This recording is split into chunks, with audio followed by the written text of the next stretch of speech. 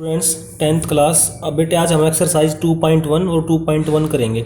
ठीक है, इसमें हमें क्या करना है, अब जो बहुपद होते हैं ना, मेनली इसमें जो हमारा द्विघात बहुपद है उसके बारे में हमें स्टडी करना है। ठीक है, तो सबसे पहले इसमें डेफिनेशन है कि किसी भी बहुपद के शून्यक या मूल क्या होते हैं। तो यदि आपके पास पी ऑफ एक्स एक बहुपद है तो x is equal to alpha, यानी कोई जो नंबर अल्फ़ा होगा उस बहुपद का एक क्या कहलाएगा, शून्यक। शून्यक या फिर उसका दूसरा नाम क्या होता है, मूल कहलाएगा। यदि उस बहुपद में अगर हम एक्स को किससे रिप्लेस करते हैं, अल्फ़ा से रिप्लेस करते हैं और जीरो आ जाए, यानी कि वो रियल वैल्यूज़ जिनके लिए बहुपद की वैल्यू जीरो बन जाए तो उन रियल वैल्यूज़ को हम क्या कहेंगे, उस बहुपद के शून्यक यानी कि मूल कहेंगे। जैसे उदाहरण है यहाँ पे आपके पास कि पी ऑफ एक्स एक बहुपद है, रेखिक बहुपद लिया आपने 2x + 3। ठीक है, इसके आपको क्या निकालने हैं, शून्यक निकालने हैं। शून्यक का मतलब आपको इस बहुपद में x की वो वैल्यू निकालनी है जिसके लिए, जिन x की उन वैल्यूज़ के लिए, एक्स की वो वैल्यू जिनके लिए बहुपद जीरो बन जाएगा, तो एक्स की वो वैल्यू क्या कहलाएंगी, इस बहुपद के शून्यक या फिर मूल कहलाएंगी। तो इसके शून्यक निकालने का क्या तरीका होगा, इस पूरे बहुपद को किसके इक्वल फिट कर दो, जीरो के। तो ये जो लीनियर इक्वेशन आ गई इसको आप सोल्व कर लोगे। यहाँ से जो एक्स की वैल्यू आएगी सोल्व होके -3/2 आ गई, तो उस वैल्यू को आपने क्या नाम दे दिया, अल्फ़ा नाम दे दिया। इसका मतलब ये है, अगर आप एक्स की ये जो बहुपद ना 2x + 3, इसमें अगर आप एक्स को किससे रिप्लेस करते -3/2 से, तो सोल्व होके क्या मिल जाएगा, आपको जीरो मिल जाएगा।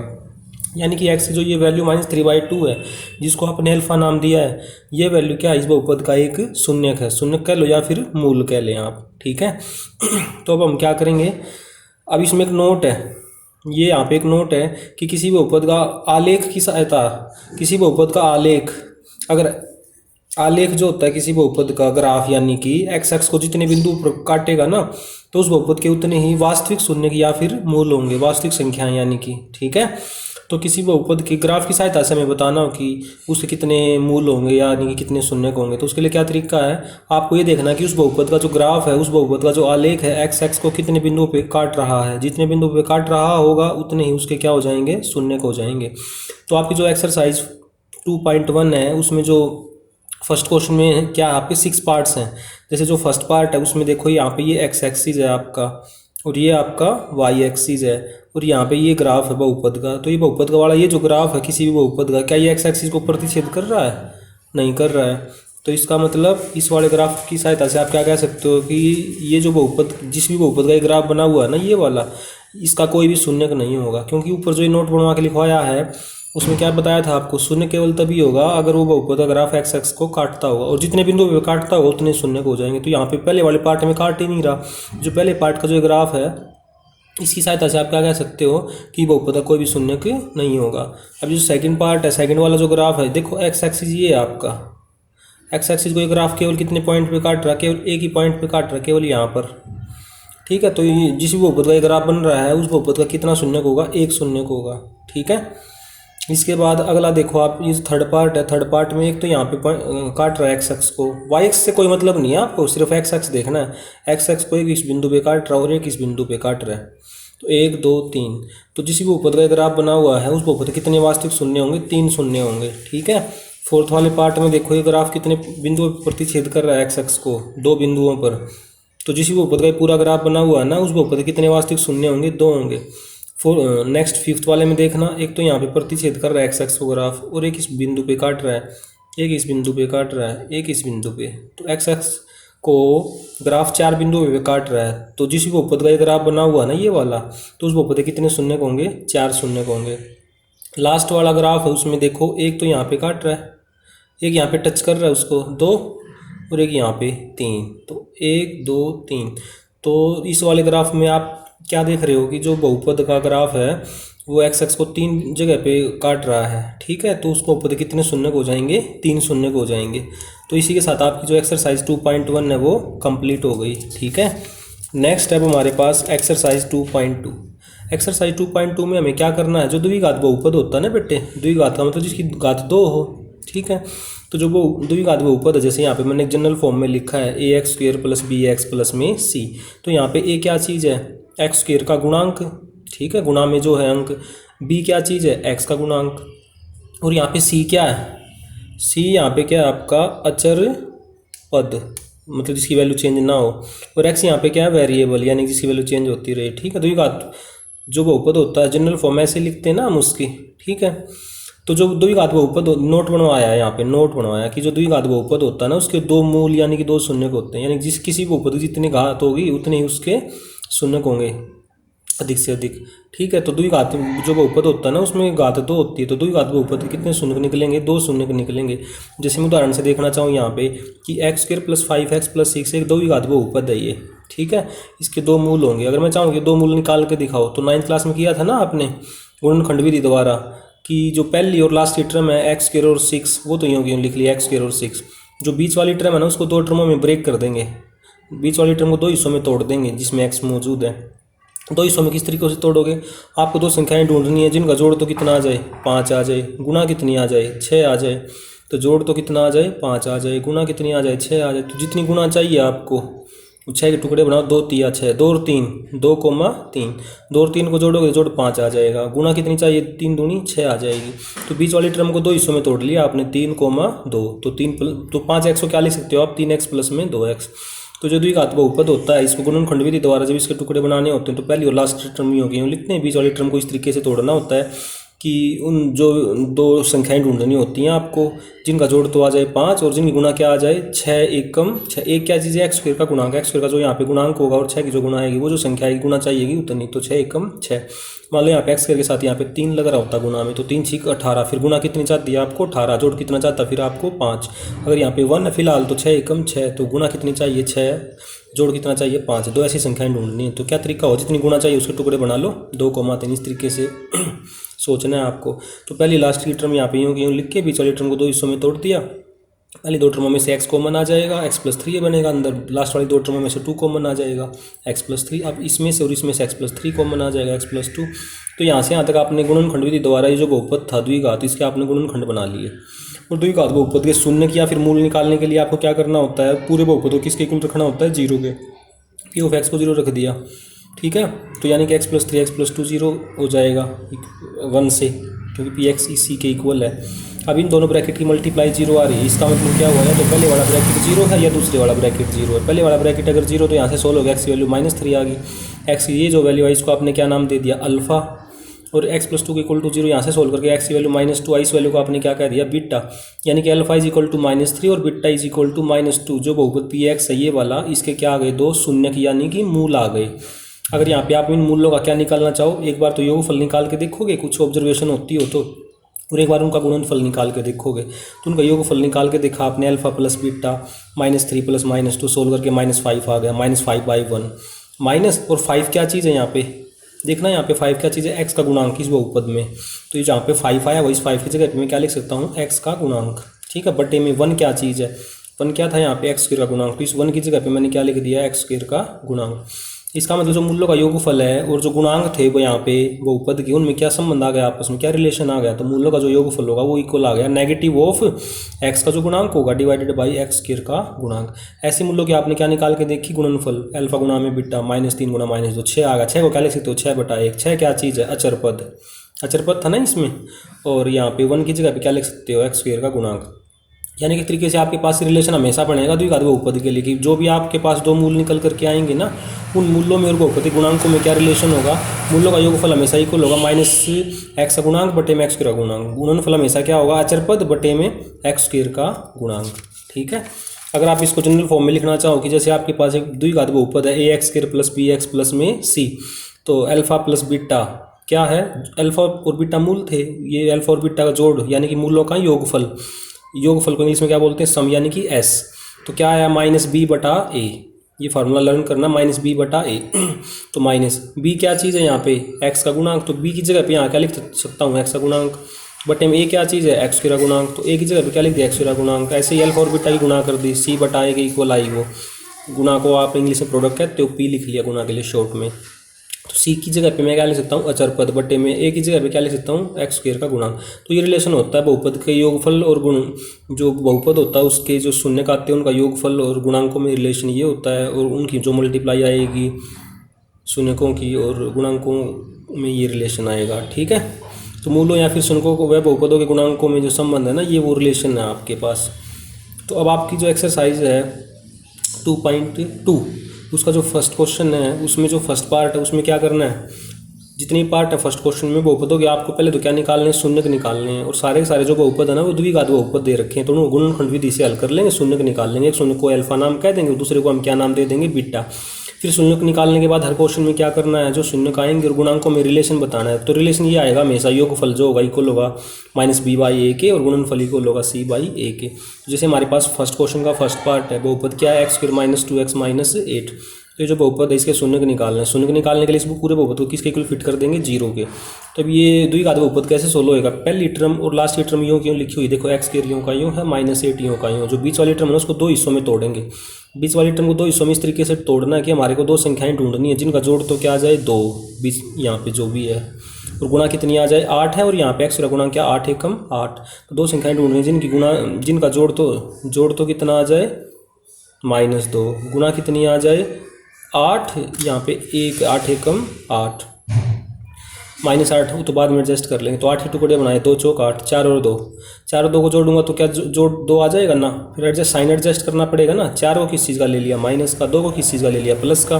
तो जो बीच वाली टर्म उसको दो हिस्सों में तोड़ लिया, फिर 4 टर्म में बन गई। पहले 2 में से x कॉमन ले लिया, लास्ट के 2 में से 2 कॉमन ले लिया, एक बार फिर इसमें से और इसमें से x - 4 कॉमन ले लिया, और यहाँ पे x + 2 = 0। इन दोनों ब्रैकेटों की मल्टीप्लाई 0 आ रही है। इसका मतलब या तो पहला ब्रैकेट 0 होगा या बाद वाला 0 होगा। पहला 0 होगा तो x वैल्यू 4 आ जाएगी, बाद वाला 0 होगा तो 16 की x वैल्यू -2 आ जाएगी। इनमें से किसी एक वैल्यू का आपने अल्फा नाम दे दिया और दूसरी वैल्यू का आपने बीटा नाम दे दिया।